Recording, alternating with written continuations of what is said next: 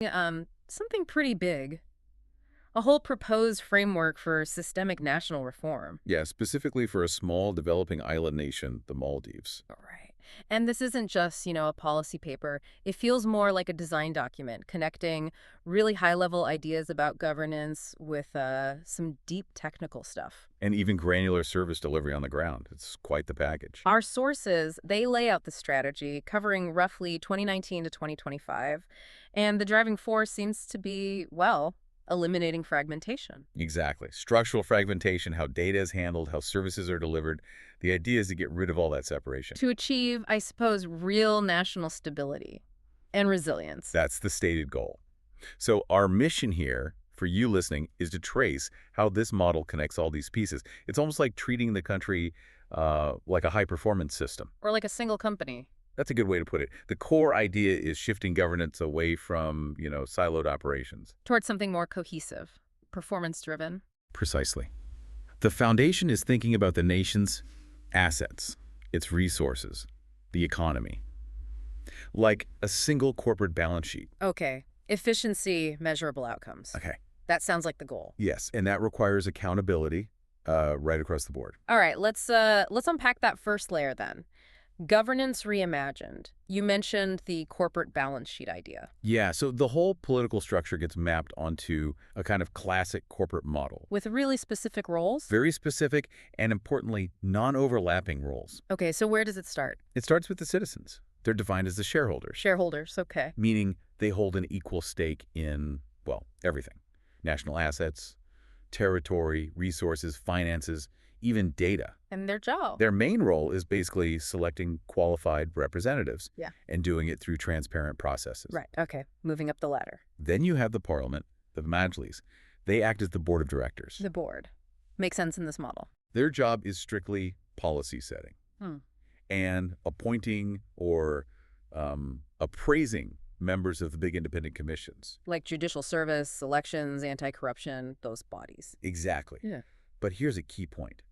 The board, parliament, is absolutely mandated to avoid operational interference. No meddling in management. None. That's crucial for the separation. Okay, so who is the management? Yeah. The executive. Yes. The president is positioned as the CEO. Chief Executive Officer. And their role. It's strategic, defining what institutions do, setting service standards, establishing resilience protocols. So setting the direction. Right. And ultimately, the CEO, the president, is accountable to the citizens, the shareholders, for how well all these institutions perform. The buck stops there. And then you have the ministers. Okay, where do they fit? They're framed as heads of business units. Right, like divisions in a company. Exactly. They approve the annual work plans, the budgets, report on progress. But, I sense a but. But they are explicitly told, again, to avoid direct operational involvement. No micromanaging. And no bypassing the permanent secretaries either, right? Correct. That separation is vital to stop that fragmentation we talked about. Okay, wait, I need to get this straight. That line between the minister, the head of business unit, and the permanent secretary, it often gets blurry in reality, doesn't it? It certainly can. So how does this model try to enforce that separation?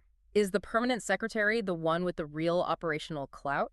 That seems to be the intention. The permanent secretaries are meant to be the professional operational leaders, insulated from politics, ideally. So the minister sets the what and approves the how much, but the PS handles the how. Basically, yes. Yeah. The PS manages the day-to-day execution, the resource allocation. The idea is to prevent political interference from the minister, the business unit head, in the actual technical work. Keeping things consistent even if governments change. That's the theory. Insulation through a very clear mandate. Okay, that structure makes sense on paper. But what about enforcing accountability against the politicians themselves, the policymakers? The sources mentioned recall mechanisms. That sounds intense. It's definitely a major shift proposed. The document suggests constituencies should act like, well-governed entities themselves. Meaning? Meaning they'd have the right to actually recall their representatives if they demonstrably fail to meet defined performance expectations. Wow. Tying political survival directly to performance metrics. That's bold. It is, and it extends beyond elected officials. The system mandates that any non-performing public official must be replaceable. Replaceable? How? Through streamlined legal amendments. It really ties job security across the public sector to operational KPIs. So calling citizens shareholders isn't just rhetoric. It really frames the whole government relationship as kind of transactional. It does seem that way, Yeah. focused on delivering measurable returns on those national assets we mentioned. And you said this dictates economic priorities too. Absolutely. Public projects, according to this model, have to be sequenced with revenue generation as the #1 priority. So no vanity projects. Ideally, no. Projects should only really get started when they have assured completion timelines and a clear path to contributing value, efficiency, and measured returns again. Okay, but all this accountability, all these KPIs, they're useless if the data underpinning them is bad. They're completely useless. You mentioned earlier there were big challenges. Systems not talking to each other, tons of wasted effort collecting the same data over and over. Yes, massive duplication, lack of standardization, even lack of a clear legal framework for data. So how does this corporate balance sheet idea rely on fixing all that digital plumbing? It's entirely dependent on it. Yeah. If the president, the CEO, is accountable for the national balance sheet and institutional performance, they have to trust the information they're getting. Right. Garbage in, garbage out. Exactly. And that trust requires, well, owning the network and controlling the whole data supply chain. Which brings us to the digital foundation. Yes, the solution proposed is building robust, sovereign digital infrastructure. It's positioned as essential for national resilience and autonomy. Okay, moving from the governance structure to the tech infrastructure. Network autonomy is flagged as a key vulnerability in the sources. It is. So what are the specific things they mandate to secure that sovereignty? They get very specific. First, establishing a national internet exchange point, an NIXP. NIXP, what does that do in simple terms? Think of it like a local roundabout for the country's internet traffic. Right now, an email from one island to another might have to route via, say, Singapore or India and back. Seriously, that seems inefficient. It is. The NIXP keeps all that domestic traffic local, stays within the country. Which means it's faster, more secure. Much faster, much more secure, and it keeps data transmission costs way down. Okay, NIXP. What else? Second, the nation needs to host its own root DNS mirrors and the national top-level domain, the TLD infrastructure. So for the Maldives, that's the .mv domain. Exactly. Hosting the infrastructure for .mv websites and the systems that look up those addresses, DNS locally, means, well, if external internet connections get cut. Like in a cyclone or some geopolitical issue? Precisely. Local services, government websites, email within the country, they can still function. It's critical for continuity. Makes sense. Keeping the lights on locally, digitally speaking. What about controlling the network's identity on the global internet? Good question. That's where it gets even more fundamental. The plan mandates acquiring and managing national IP address space. The actual internet addresses. Yes, and also autonomous system numbers, or ASNs. ASN. Think of the ASN as the country's official passport number for its internet traffic. It tells the global internet this data comes from the Maldives network. Ah, so it asserts their network autonomy. Proves they aren't just borrowing someone else's network identity. Exactly. You're not reliant on another nation's network administration. It's true digital sovereignty. Okay, so you've got sovereign external connections with the NIXP and DNS, and sovereign identity with IP space and ASNs. What about internal government communication? That's crucial too. They mandate developing a secure, dedicated government intranet. Like a private internet just for government agencies. Essentially, yes. A protected road system for fast, secure data exchange between ministries, away from the public internet. And physical security. Data centers. Yeah, for physical resilience, they talk about deploying modular data centers and also creating storage hubs for critical consumables, fuel, supplies in key regional city clusters. Like Malay, Adu, Kulutufushi, Right. spreading the risk. Right, ensuring redundancy in power, logistics, data storage, just in case one area faces a major climate event or other disruption. This level of technical control is impressive, but it sounds like it could just become a faster way to duplicate bad data if you don't manage the data itself. Absolutely. The tech is only half the battle. The plan requires new legislation To do what? to define really clear roles for data collection, who can share what, how it can be used. The ultimate goal is automation and streamlining processes across ministries. To finally kill that data duplication problem we talked about. That's the aim. This cleaned up, standardized data environment is then the foundation for the big digital transformation goals, like implementing a national digital ID system for everyone, adopting electronic signatures widely, and enabling smart governance, Smart governance, meaning AI. using predictive analytics, perhaps AI-assisted decision-making, based on that reliable data. Okay, this brings us, I think, to the last mile. We've got this complex structure, the CDO board model, the sovereign NIXP, the national digital ID. What does it actually feel like for the average citizen?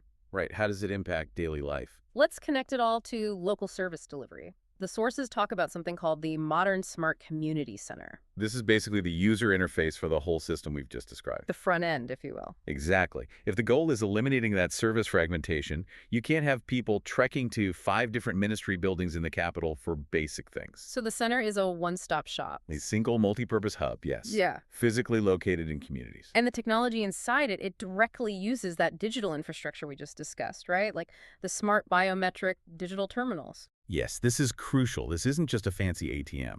It's the proof that the national digital ID system actually works on the ground. It's the critical link.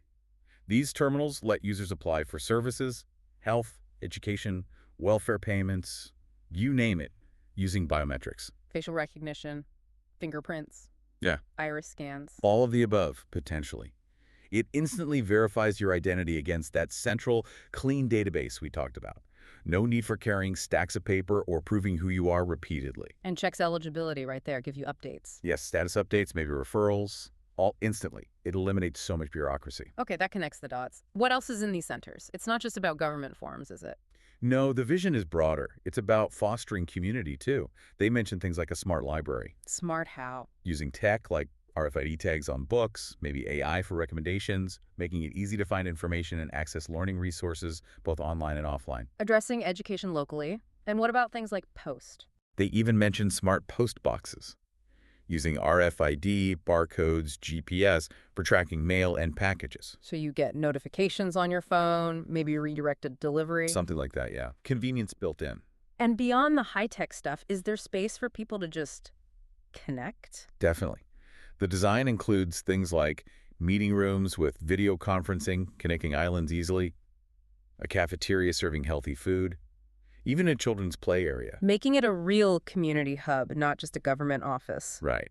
And importantly, there's also mention of an outlet for skills promotion, What's that?